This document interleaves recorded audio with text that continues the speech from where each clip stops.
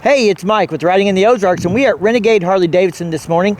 We're getting ready to put my 2024 Street Glide on the dyno. We're going to test it out, see what a stock 117 makes on these new 2024 models. This is the same engine that's on the Street Glide and Road Glide, and we're 100% stock. We just got done doing the 1K service, so we'll see if this thing puts out for real numbers at the real wheel. The number that Harley Davidson gives you, 105 horsepower and 130 foot-pounds of torque, is at the crank, not the rear wheel. So it's going to be a little different numbers today. Should be a little bit lower, but let's see what they really are.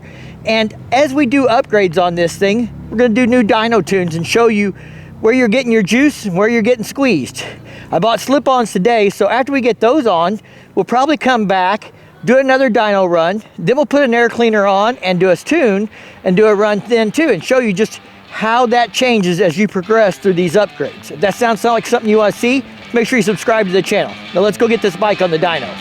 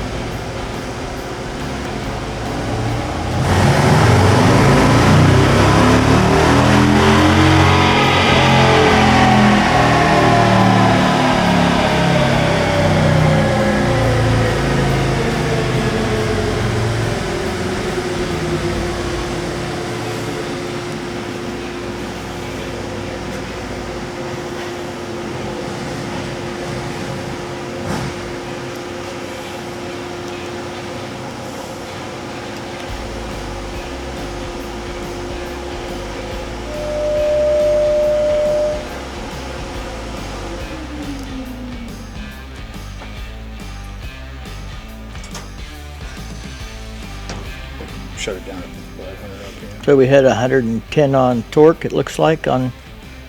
Yes, 110 at 84. Yeah, 113 on one of them.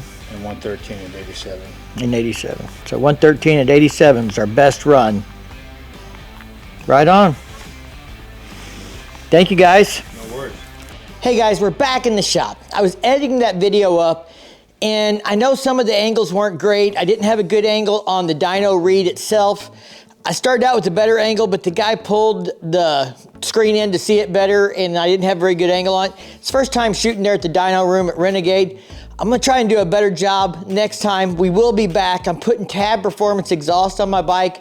We're gonna do a dyno read then, and then I'm gonna put an air cleaner on it from Harley Davidson, the Wedge, and a tuner, and we're gonna do the auto tune and do a dyno read on that. And then when we're all done, they're gonna do an actual dyno tune, and we'll see what kind of difference we get. So all those videos will be coming in the future. If that's stuff you're interested in, make sure you subscribe to the channel. But let's go over the sheet a little bit and explain what they did. So they did one run with it in the stock cruise or road mode, the normal mode, not sport mode, not rain mode.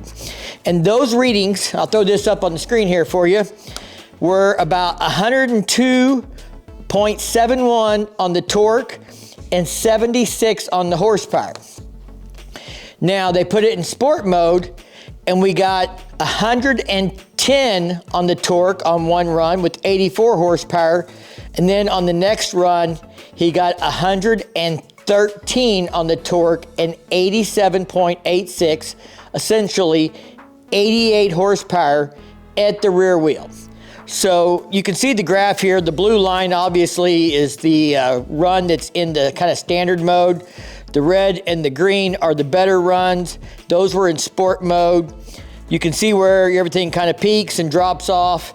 I'm not gonna get into all that with you, but really, it looks like at about 4,500 RPM, that's when you start losing horsepower. That's where you wanna shift and go back into the next gear, because you're gonna start dropping down after that. It doesn't drop off a lot. It drops a little bit and kind of levels. But by 4,500 RPM, you've lost a lot of your torque and all that. And again, this bike, 117, got 944 miles on it. We just did the 1K service, or 964 miles, something like that. And it's bone stock, no exhaust, no intake, no nothing done to it. Those are real numbers at the rear wheel. So for those that are interested, that's what you're looking at for power. Now, how's that compared to my 2016?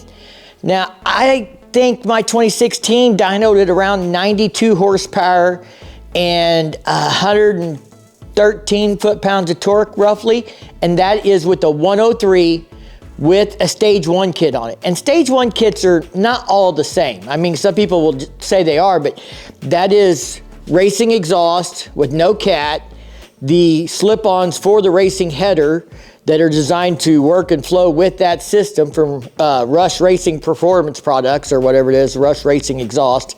And then a Vance & Hines VO2 naked intake underneath what looks to be a stock air cleaner cover, but like I said, it's not stock.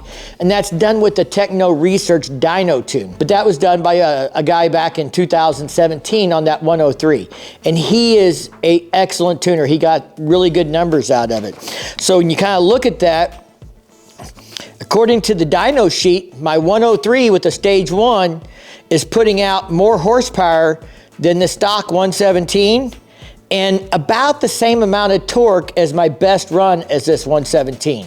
So I'm really interested to see what happens with this thing when we get a full-blown stage 1 on it. And I'm not probably doing headers, probably just slip-ons, but maybe that'll change if something works out. I mean, I gotta find a way to pay for all this stuff. I still like my Tab Performance Exhaust. That wasn't given to me. Tab didn't sponsor that. I bought that on Black Friday. So a lot of this stuff, I still gotta find a way to pay for all this before I can do it. But maybe in the future, if it works out, we'll do a header system, and maybe a cam. Maybe we'll do stage 2. I gotta find out if I just use any old cam, if it's gonna have any impact on my warranty, or do I have to stay with the Screaming Eagle Link cam if I'm gonna keep my warranty intact. I have a 3-year warranty on this bike that came with it when I purchased it. I worked out as part of the deal because I wanted, with this being a new generation, to make sure that everything was gonna be covered for at least the next 3 years. If I keep the bike after 3 years, oh well, but I don't know that I will. I may look to upgrade every 3 or 4 years going forward until I can't afford to do that anymore. And we'll just have to see how that works out. I mean, the channel does help pay for upgrades and things like that on the bike. So if the channel's growing, then maybe I can keep doing builds every couple years and stuff. And that'd be really cool, because then I can show you guys new stuff that's coming out for new bikes or new models. We'll have to just see how that works. But somebody asked how I could afford to have both bikes. Well, they didn't offer me enough trade-in on that bike that I could afford to get rid of it. It's paid for. Do I need to sell it? Yes. Do I have to sell it? No. So it's still for sale, and we're in the winter. Nobody's looking to buy a bike right now, really. At least not a 2016 with 70,000 miles on it. So I'm probably going to strip some parts off of it, put it back closer to stock, drop the price a little bit more in the spring, and try and sell it again and worry about it then. For now, I'm just going to hold on to it. I've dropped the insurance way down. It's not costing me anything. I just don't have as much money to play with for upgrades and things on this bike as I was hoping to have. And I want to give a big shout out to Renegade for letting us do the dyno stuff there and letting me film that. And I really appreciate the way they're going to work with me going forward to do more of those kinds of videos as we do a little more building on this 117. Also, I want to give a shout out to my buddy, Professional Monkey. He just bought himself a 2024 Street Glide also in Whiskey Fire. So we're both excited about these bikes and the things we're doing to them. He's going to be doing performance upgrades on his as well and stuff. So if you're into that kind of stuff, if you're not watching Professional Monkey, be checking it out if you're looking at 2024 content, because he's going to have some of that stuff coming for his new Street Glide as well. Y'all stay safe, keep on riding, and we'll see you in the next one.